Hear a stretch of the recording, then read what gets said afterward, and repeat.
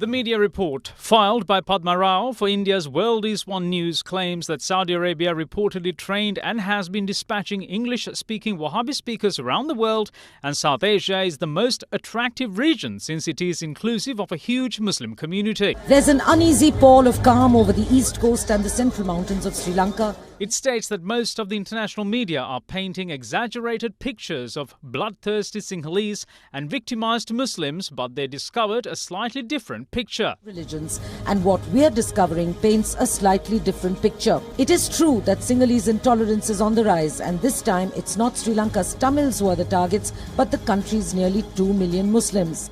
The report adds that there can be no justification for violence, but one must examine the root cause of the distrust of Muslims in Sri Lanka since 2009. And that root cause lies in the alarming spread of Wahhabism among one of the most tolerant and peaceful Muslim communities in the world, that of Sri Lanka. It goes on to say that some of the controversial speakers trained and dispatched by Saudi Arabia reportedly include Ismail Menk, Zakir Naik, and Tariq Jamil. Menk has been banned in the United Kingdom and Singapore, while Zakir Naik is in India's most wanted list. Analysts say that Sinhalese intolerance is on the rise primarily because of the changes noticed in traditionally tolerant Muslim neighbours. According to Rao's report, there are 749 madrasas in Sri Lanka and one Islamic university, moreover claiming that 90% of Sri Lanka's mosques are in the clutches of Wahhabi preachers and that 33 Sri Lankan Muslims are reported to have joined Islamic State. There is a rise, and this is what... One had to be careful to see that there are regional and international players with international and regional agendas try to create diversions of the real cause and the real problem amongst Sri Lankans. Of course, we need to address the root cause, but to exaggerate that Sri Lankan Muslims is somewhere close to any sort of insurgency is absolute rubbish and nonsense.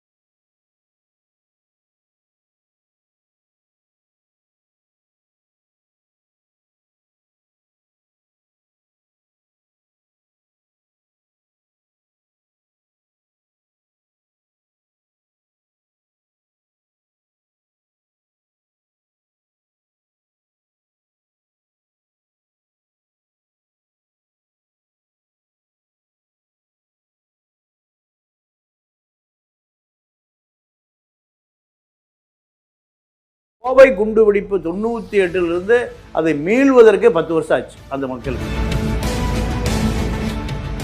இந்த பிஜேபியுடைய வளர்ச்சி, RSS உடைய வளர்ச்சி என்பது நீங்க முஸ்லீம் இளைஞர்களுக்கு ஒரு பெரிய அச்சுறுத்தல் நினைக்கிறாங்க.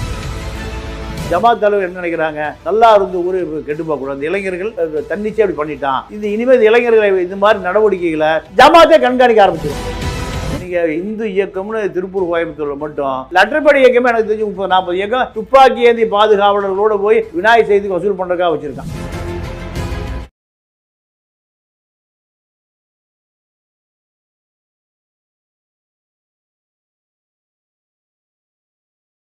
இப்போ இது பாப்புலர் ஃப்ரண்ட் ஆஃப் இந்தியா என்ற அமைப்பு ஒரு ஜனநாயக பூர்வமான அமைப்பு தான், அதில் மாற்று கருத்து இல்லை. இலங்கையில் நடந்த சஹரான் குண்டுவெடிப்பு என்பது முழுசாக தெரிந்து கொண்ட இப்போ நம்ம ஐபிசி நேயர்கள் வழியாக எனக்கு தெரிஞ்ச தகவல் நான் சொல்லலாம்னு நினைக்கிறேன். என்னென்னா, இலங்கையில் நடந்த அந்த சஹரான் குண்டுவெடிப்பு என்பது ராஜபக்சே கோத்தபய மீண்டும் ஆட்சிக்கு வருவதற்காக அங்கே கூட இப்போ இலங்கையில் கூட புலனாய்வுத்துறை இராணுவ புலனாய்வுத்துறை தலைவராக இருக்கிற பர்வேஸ் அலியினுடைய திட்டம் அது.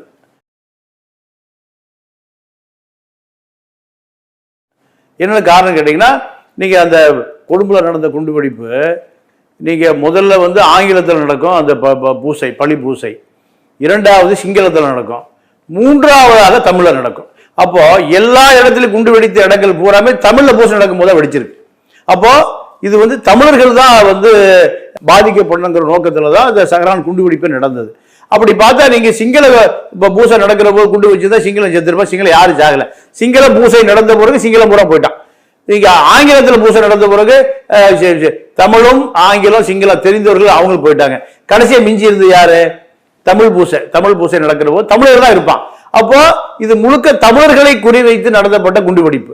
இது அரசியல் ரீதியானது. இன்னும் பயங்கரவாதம் இருக்கு, நாங்க வந்தா தான் பயங்கரவாதத்தை ஒழிக்க முடியும் என்பதற்காக ராஜபக்சே போன்றவர்களுடைய அரசியல் பின்னணிக்காக நடந்தது. அங்க எப்பவுமே சிங்கள சாகவே மாட்டான். கொழும்புல தமிழன் தான் ஜாவா. இது என்ன கேட்டீங்கன்னா அங்க அரச பயங்கரவாதமே பண்ணும். அரசாங்கமே பயங்கரவாதம் பண்ணும்.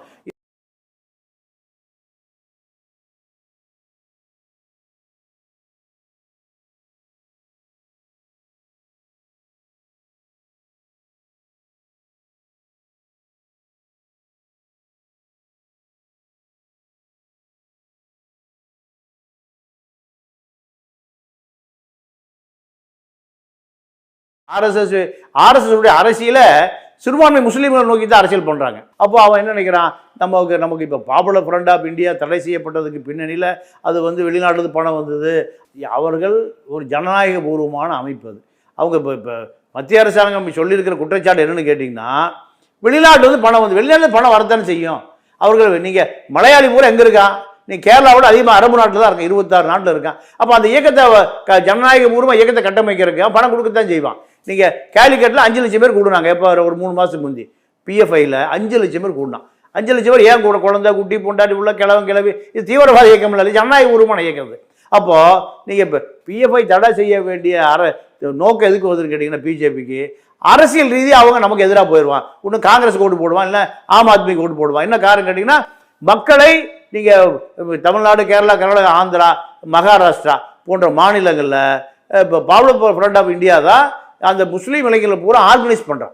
ஏறக்கூடிய அது உறுப்பினர் 1 கோடி பேர் இருக்கான். 1 கோடி பேர் என்பது நீங்கள் இந்தியா முழுக்க அப்படி ஒரு அமைப்பே 1 கோடி பேர் மெம்பராக இருக்கிற அமைப்பே கிடையாது. நார்த் இந்தியாவில் முஸ்லீம் ஆர்கனைஸ்டாகவே இல்லை. அப்போது நீங்கள் இப்போ படித்த இளைஞர்கள் எங்கே இருக்கான்? கேரளா, தமிழ்நாடு, கர்நாடகா, ஆந்திராவில் இருக்கான். அப்போ சவுத் இந்தியாவில் தான் இப்போ பிஎஃப்ஐ அதிகமாக வளருது. இது யாருக்கு எதிராக வளருது? பிஜேபிக்கு எதிராக வளருது, ஆர்எஸ்எஸ்க்கு எதிராக வளருது. அவன் அந்த இயக்கத்தை ஜனநாயக பூர்வமாக இயக்கத்தை வளர்த்தெடுப்பது காரணமே பிஜேபி நமக்கு எதிராக இருப்பாங்க.